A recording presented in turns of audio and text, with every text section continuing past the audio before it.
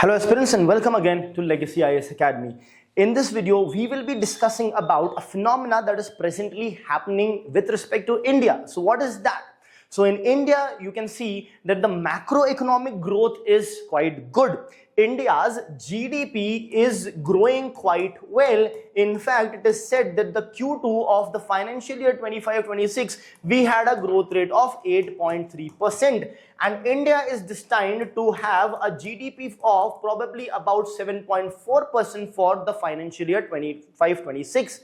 However, there is a concern in one of the sector, and that is basically the stock market, right? So if you look at the global world, their GDP is not doing as well, but their stock markets are doing considerably better. In fact, quite good. Whereas in India, what is happening is our GDP is growing well. However, our stock market is not doing as good. So the question comes, what is the reason for this?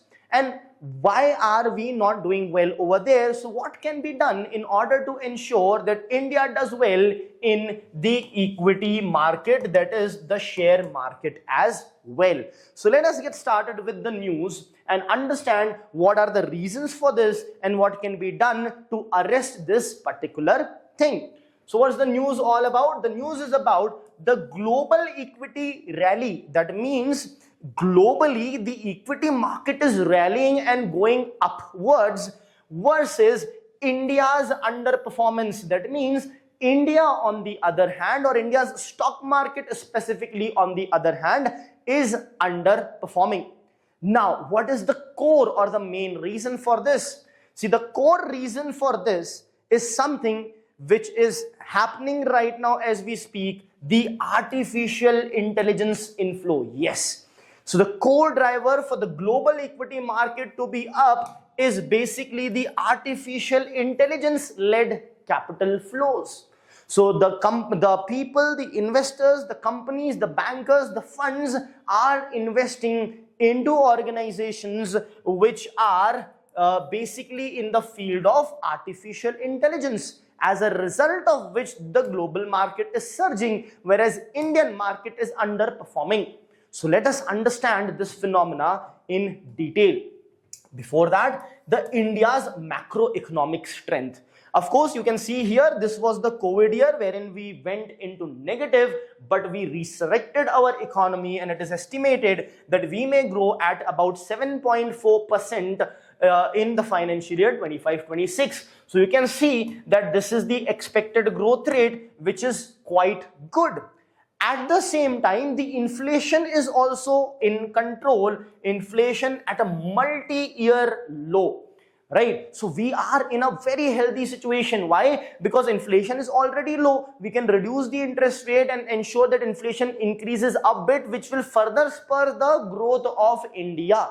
So we are in quite a healthy situation as of now. Subsequent to that, there is boost to consumption that is also coming up or is happening. Why is that? One is the GST rate rationalization. Under GST 2.0, the GST rates were reduced. These reduced rates is going to nudge people to consume more, which is going to lead to high demand, which will lead to high production. High production means high GDP. Plus, when you will buy more, even though the tax rates are lesser, the total tax collection by the government can also increase.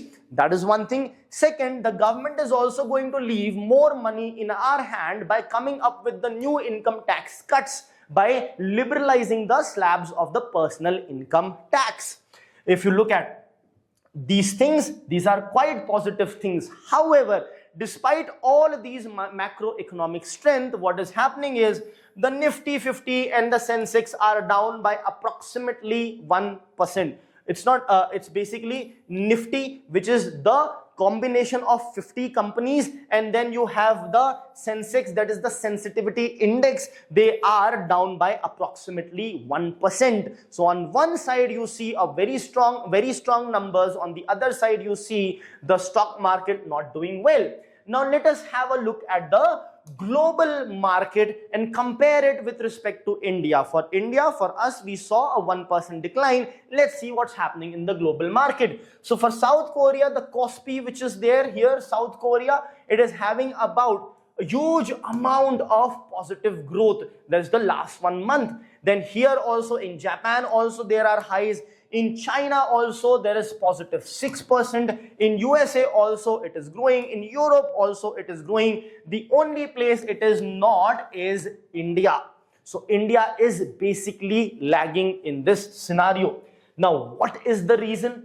Now the reason for the growth in the global level is artificial intelligence. And same is the reason for the lack of growth in India as well. Let us understand the AI factor. So the two dominant words that are driving the global flows is the artificial intelligence, right? Now, the beneficiaries of artificial intelligence are the companies that are producing semiconductors, high-end memory chips, tech-heavy equipment, etc. All those things that are being produced. So the capital that is coming into a country or to the stock market is chasing the artificial intelligence exposure and not simply growth. Simply because right now the percentage of artificial intelligence might be lesser, but the future is bright. It's only going to increase. That is why it is chasing artificial intelligence and not just the growth. If you look at why South Korea and Japan are surging, so South Korea has the highest exposure of artificial intelligence in entire Asia. The key players being Samsung, etc. Then you have Japan. Now Japanese yen is weak, which is helping them in their export competitiveness. Plus in Japan also there is a huge amount of artificial intelligence involvement there. Whereas let's look at the issues with respect to India. What is the issue? India is considered as a low artificial intelligence exposure country. So artificial intelligence exposure remains limited, or you can say remains low. So India is classified under the low artificial intelligence exposure economy. So since our AI exposure is less, that is why the capital is not getting attracted into India, because the capital as of now is being thrown, or let's say invested into the artificial intelligence domain.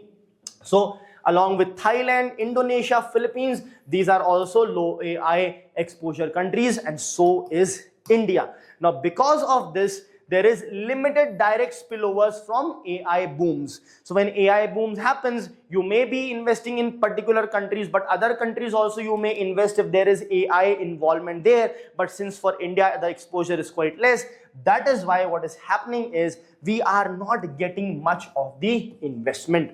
Plus you also have the Trump effect and the FPI outflow. Now what is this Trump effect all about? Now since the return of Donald Trump, even before his elections, he was talking about imposing a huge amount of tariffs on the countries, and after getting elected he has done exactly the same. So that is one thing.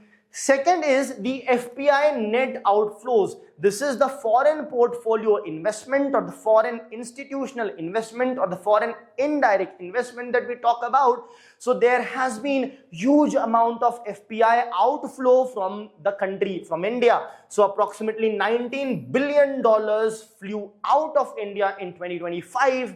Not just that, in the first 16 days of 2026, $2.5 billion have flown out of the country. So this is quite a worrying trend. If in half a month $2.5 billion can go out, it is on a trend to be having $60 billion fly out from the country. Of course, the pace may not necessarily be so high, but still maybe on course to be flying out more than $19 billion which flew out in the last year.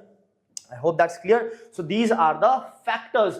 Now, what is the concern in the Indian stock market right now? The valuation and the earning. Now, what is this about valuation? So Indian equities is said to be at premium valuation now as compared to the peers. What is premium valuation? That means that the valuation right now is overboard, is over exaggerated. The sentiment was so high that the fundamentals of a company aside, the shares are trading at a very high rate. So you can see equity premium risk is equal to expected market return minus risk-free return. So risk-free return is not quite high, expected return is quite high, the expectation, the sentiment of the market is quite high, so the prices are right now quite high. They may only correct themselves, so again we may not be seeing a huge amount of increase, but rather a correction, or even if there is a growth, which will be quite less because India's equity is trading at premium valuation. Now there are other things as well. For example, sustained FII participation is not there, as we have seen from the number. Now investors' concern is earning visibility and consistency in growth, because already the prices are quite high, so my growth is not much visible for me in the future. I'll give you an example. The risk-free rate of the share should have been 200, right? But the expected market return that the market was expecting from it was 500, which is way higher than what the risk-free rate was. So see, if it is 300 and this was 200, then the equity risk premium was just 100. But this is already at 500, meaning there is a huge amount of equity premium risk that is attached to it. So the sentiment is so high, it is keeping the prices high, and the market may correct itself and maybe hovering around 450, 400, or even if it remains 500, it may not grow much. If it would have been closer to this 200, it would have grown further, it would have more potential to grow. And because that is not there, the visibility of the profit is also not over here. So what should India be doing? See, that does not mean we should mindlessly keep on investing in artificial intelligence, but at the same time, it does not mean that we should be left out of this boom that of artificial intelligence that is happening. Your last year's economics survey chapter 13 talks about the concerns with respect to the artificial intelligence. It is growing at a very faster pace, but the rules and regulations are not keeping pace with it. So what India should do is, of course, not completely ignore it, not mindlessly enter it, but in a pragmatic manner coming up with the required rules and regulations and the optimum amount of involvement of artificial intelligence in order to ensure that we do not miss the bus. Thank you.